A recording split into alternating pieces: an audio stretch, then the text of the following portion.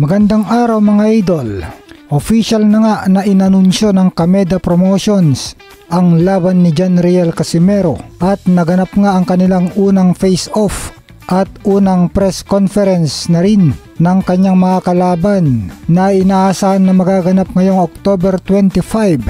Ang makakalaban ni Cuadro Alas mga idol ay isang Hapon na si Kyonosuke Kameda na may record na 15 wins, 5 talo, 2 draws at 9 knockouts. Mukhang mas maangas pa kay Casimero si Kyonosuke Kameda mga idol, kasi inutusan pa niya ang ating pambato na magtanggal ng shades nung kanilang face-off na sinunod naman ni Casimero. Tapos laging nakapamaywang mga idol itong Hapon at ang mga titig niya ay parang kakainin niya si Casimero. Pagkatapos ng kanilang face-off ay sinabi ni Casimero sa kanyang vlog na hinayaan lang niya muna na yabangan siya ng kanyang kalaban sa ngayon, pero pagdating daw sa laban mawawala daw ang pagkaangas ng Hapon.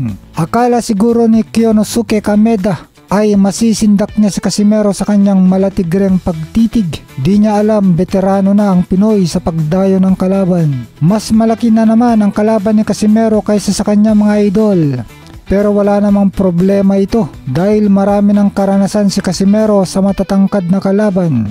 Si Zolani Tete pa nga ay napakatangkad, mahusay at itinuturing na hari ng bantamweight noon.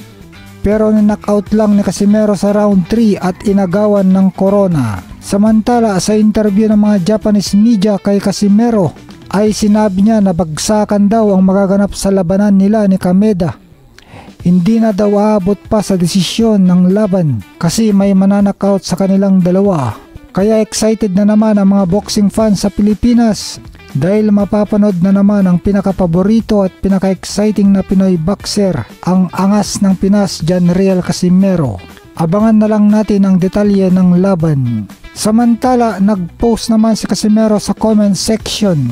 Sabi niya, pagdating ko sa Japan may laban na pala agad ako. Sabi na Ampaw, wala daw akong laban. Akala ko ba legit ang mga bumubulong sa kanya? Ang tinatawag na Alas na Ampaw ay si Paucas Sports na sumugod ng kasamaan niya na si Kuyang Joseph. Samantala mga idol, naganap kanina ang face-off ng Filipino challenger Jason Vaison at unbeaten Puerto Rican champion Oscar Colasso. Itong dalawang talentadong boxers ay nakatakdang magsalpukan para sa Unified WBO, WBA at Ring Magazine Minimum Weight World Title ngayong linggo, alas 8 ng umaga. Sa kanilang press conference, nagpakita ng kumpiyansa at lakas ng loob ang ating kababayan na si Vaison at mukhang handang-handa na para sa bakbakan dahil bato-bato na ang kanyang katawan. Magaganap ang laban nila sa Fantasy Spring Resort Casino sa Indio, California, USA.